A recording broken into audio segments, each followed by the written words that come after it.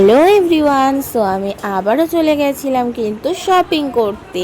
উফ, পুজোটা যে কবে আসবে, শপিং করে করেই তো আমি মনে হয় সব টাকা শেষ করে ফেলবো। যাই হোক, এবার বলো তোমাদের কার কার পুজোর শপিং কমপ্লিট বা কারা কারা এখনো পর্যন্ত শপিং করনি, অবশ্যই জানিও।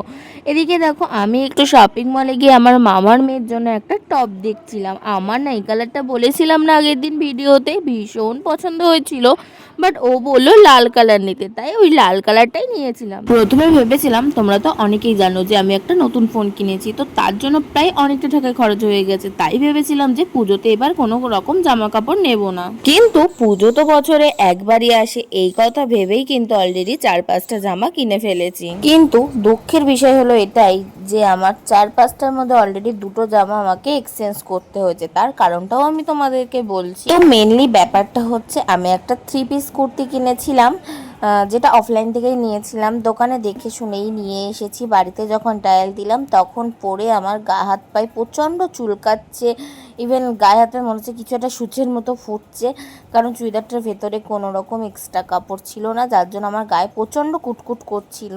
আর একটা নিয়েছিলাম আমি 1 পিস।